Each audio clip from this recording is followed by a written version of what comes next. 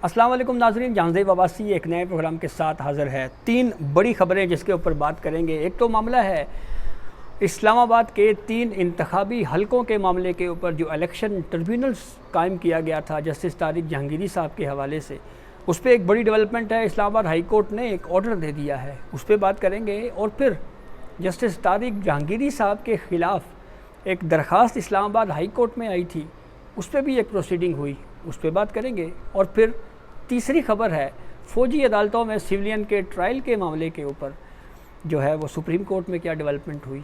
इन 3 खबरों पे डिस्कस करने से पहले एक रिक्वेस्ट आपसे हमारी ये है कि चैनल ज़रूर सब्सक्राइब कर लें ताकि हर नई आने वाली अपडेट जो है वो आपको बर वक्त मिल सके। अच्छा, एक मुख्तसर सा हवाला आपको ये बताते हैं कि जो सुन्नी इत्तेहाद कौंसिल की मखसूस नशिस्तों के मामले के ऊपर जो कल 9:30 बजे जुमे के रोज़ फ़ैसला सुनाया जा रहा है, इस फ़ैसला सुनाए जाने में जो है वो फुल कोर्ट नहीं बैठ रही, बल्कि ये एक रेगुलर बेंच है जो आम तौर के ऊपर कोई भी कोर्ट है, बेंच 1 है, 2 है, 3 है, 4 है, जितनी भी कोर्ट सुप्रीम कोर्ट में हैं उनमें जो 3 रुकनी बेंच होता है, बाज़ औक़ात 2 रुकनी बेंच होता है। तो उस बेंच में ये फ़ैसला, बेंच 1 में काज़ी फ़ाइज़ ईसा साहब की सरबराही में जो बेंच है उसमें रेगुलर बेंच ये फ़ैसला सुनाएगा। तो फ़ैसला सुनाने के लिए पूरी फुल कोर्ट जो है वो नहीं आ रही। अच्छा, अब चलते हैं फ़ौजी अदालतों में सिविलियन के ट्रायल के मामले के ऊपर। और ये केस क्या है?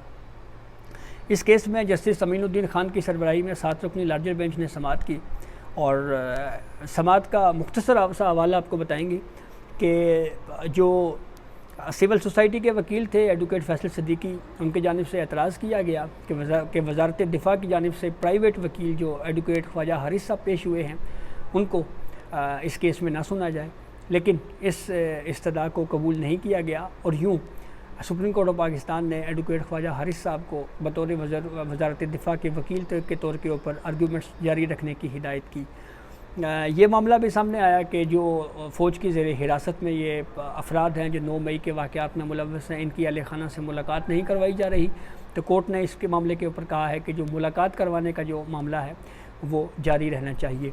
ये केस गैर मुअय्यना मुद्दत तक के लिए मुलतवी हो गया है और ये इम्कान ज़ाहिर किया जा रहा है कि शायद अब गर्मियों की छुट्टियों के बाद यानी कहीं अगस्त के महीने में जाके ये केस दोबारा समाअत के लिए मुकर्रर हो। दूसरा अहम मामला था जस्टिस तारिक जहांगीरी साहब के ख़िलाफ़ एक को वारंटो इख्तियार समाअत के तहत इस्लामाबाद हाई कोर्ट में एडवोकेट मियाँ दाऊद साहब ने एक दरख्वास्त दायर की थी। और उस दरख्वास्त में ये कहा गया था कि इस हमारी ये जो दरख्वास्त है इसको समाअत के लिए कबूल किया जाए। और फिर उसके बाद इस पर यह भी इस्तदा की गई थी कि जो उनके ख़िलाफ़ जो जिस तरह के इल्ज़ामात जो है वो लगाए जा रहे हैं उस मामले को भी जो है वो मद्देनज़र रखा जाए। तो बहरहाल इस मामले पे आपको वन लाइनर बताएं कि क्या ये दरख्वास्त को वारंटो इख्तियार समाअत के तहत काबिल समाअत है या नहीं है। ये फ़ैसला जो है वो इस्लामाबाद हाई कोर्ट ने महफूज किया है और चीफ़ जस्टिस आमिर फ़ारूक साहब जो है उन्होंने इस दरख्वास्त के ऊपर समाअत की। और इस पे एतराज़ात भी थे रजिस्ट्रार ऑफिस के और उन एतराज़ात का भी जायज़ा लिया गया। अब आते हैं तीसरी खबर के ऊपर। इसी से जुड़ी हुई एक मुख्तसर सी खबर आपको और भी देते हैं और वो है इस्लामाबाद हाई कोर्ट ने एलामिया जारी किया है जस्टिस तारिक महमूद जहांगीरी साहब से मंसूब तमाम पोस्टें जाली हैं और तारिक जहांगीरी साहब का सोशल मीडिया एक्स पर कोई अकाउंट नहीं है।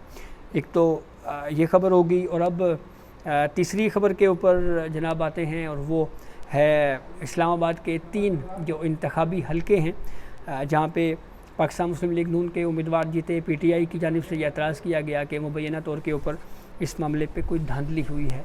और इस पे डेवलपमेंट ये है कि ट्रिब्यूनल की तब्दीली से मुतालिक जो है वो केस पर समाअत हुई। और ये समाअत chief justice Islamabad high court Aamir Farooq साहब की उन्होंने ही इस केस के ऊपर समाअत की। और जस्टिस आमिर फ़ारूक साहब ने पूछा जब ये समाअत चल रही थी कि ट्रिब्यूनल्स में क्या कार्रवाई चल रही है, तो इस पे वकील शुएब शहीन साहब ने कहा जी कि एक केस आज था, 2 पीर को समाअत के लिए मुकर्रर हैं।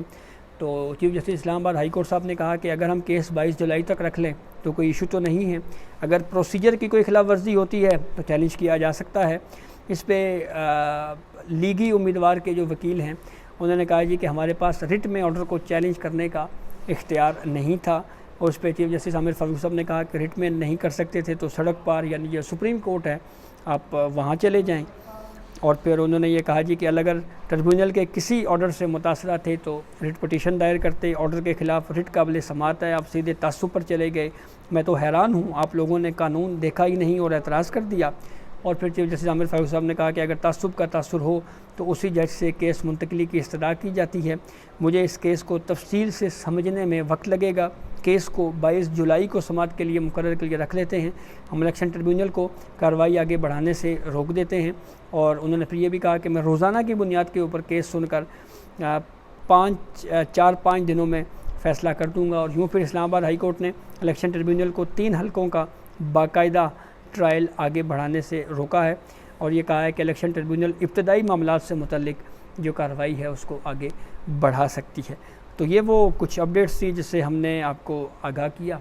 इजाज़त दीजिए, अल्लाह हाफ़िज़।